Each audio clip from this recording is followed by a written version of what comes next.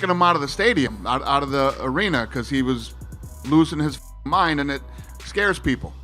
You know what I mean? Understood. Is he here? Oh, Right yeah. Look at him. Guy was going crazy, and look at him.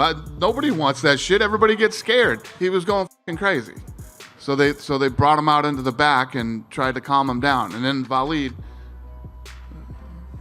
I don't even need to say anything. You know, he's nuts. Here's the joker, keep on it. Here's the joker. I touched him up. I'm not saying I don't want to fight. He looked for you while he was in the cage, but you had left the arena, and he wanted to tell you to your face that he plans on effing you up when you guys meet. Do you have a message that you'd like to give to him? Of course, everybody leave from the cage, but when I jump, some people catch me and bring me out. He not left. The security put him out. You have this in the camera, because he jumped to go to the cage, and the security come crazy. But it is what it is. He not left. To be clear, the security put him out. We have this recorded. It was the crazy things, because he wanna this fight more than anybody in the world against Adesanya.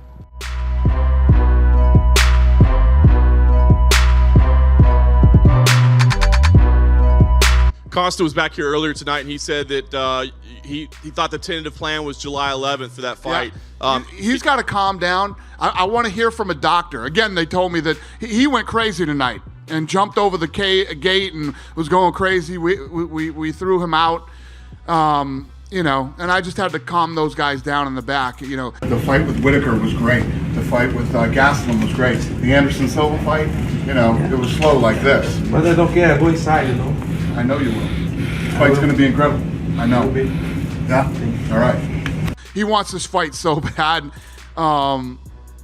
When he's healthy and a doctor calls me and tells me, not his friend from Brazil, when a doctor calls me and tells me that he's healthy, we'll make this fight. This is the fight to make. This is the fight that I want to see.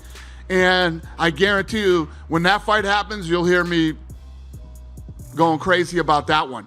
That fight's going to be ridiculous, because Paulo Costa will move forward. He will not stop punching. He's going to throw big shots and try to knock him out, and Israel will fight.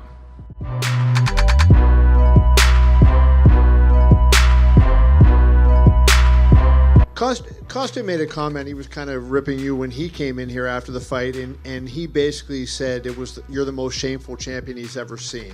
And he said you just ran, you're scared, and he doesn't deserve that I talk about him, meaning talking about you. And he said he'd make you cry. You think he's just trying to get his name in the headlines tonight, or he sucks at it? That's the thing. He sucks at trying to talk trash as well, and he's easily influenced. I can flick his nose, and you'll see him bark at the cage. Like, he's too emotional, and already I know how that fight's gonna go. I'm gonna sleep that guy. He's a guy that I've had a lot of kickboxing fights. His reach, his arms, when he lets it down, reaches his waist. I'll pick him apart. He's a guy that I'll definitely jab, pick apart, catch him, and then knock him out. That's what I was hoping Romero would be. I had certain moves timed, ready for him, but it's hard to implement them when the guy won't come at you. So yeah, and it's not the fact that I wasn't trying to attack, because eventually I decided, cool, I'm gonna attack you. Then I attacked his leg, and I battered his leg. His leg is f***ed. Trust me, he's not gonna be walking tomorrow. If you've never taken a leg kick, you wouldn't understand.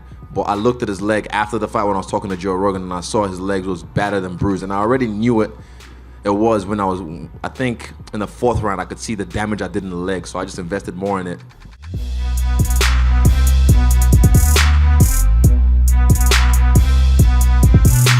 I'm curious if this is the last title fight that he gets in his career for some reason, if there will be any regrets at all for the game plan or the execution or anything on his side.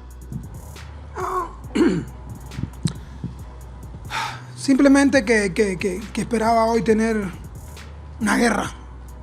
Vine a tener una guerra, a darle un buen show a la fanaticada, y eso no pasó. Es lo que es como me estoy sintiendo ahora. He said that the only thing that he feels is that he's ashamed that he couldn't give the fans a fight or a war that everybody wanted, that now it just became a running match and he just feels bad and just in general. Creo que es una falta de respeto. He said it's a huge disrespect. El supuesto gran campeón que tiene UFC hoy. The supposedly and apparent grand champion of the UFC. Creo que es una gran falta de respeto compararlo con Anderson Silva. He said it's a huge disrespect comparing him to Anderson Silva. Anderson Silva a los 30 años nos paraba a todos nosotros en los asientos. He said that Anderson Silva at 30 years old would make the whole stadium stand up. Creo que es una falta de respeto lo que acaba de hacer Israel hoy para todas las fanaticadas de las artes marciales mixtas, principalmente la UFC. He said it's a huge disrespect what Israel did today for the fans and for the sport of the UFC.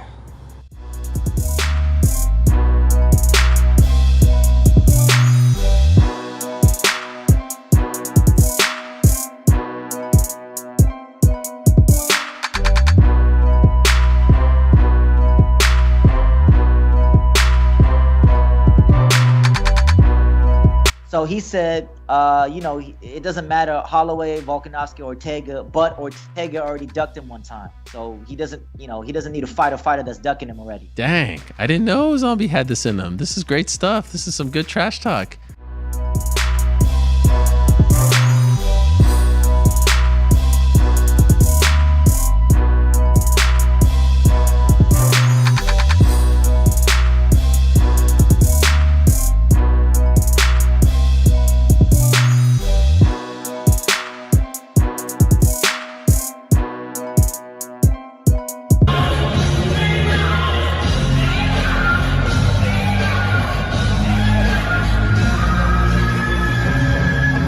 Dana, there were reports of an incident backstage involving Brian Ortega. Do you have any details? There was a lot of of crazy shit going on tonight. It was weird. Him and the Zombie got in a fight, which is completely unlike both of their personalities. Punches thrown, or I guess so. It happened right over in the fighter section. It wasn't backstage, right? It wasn't backstage, was it? No, it was over in the fighter section. It happened during the fight. Wow. Any legal involvement, or just kind of fighters, guys fighting? Yeah, we don't want anybody getting arrested. Zombie doesn't even speak English, so I don't know what the hell he could have said that would get Ortega to start going crazy. But it was weird.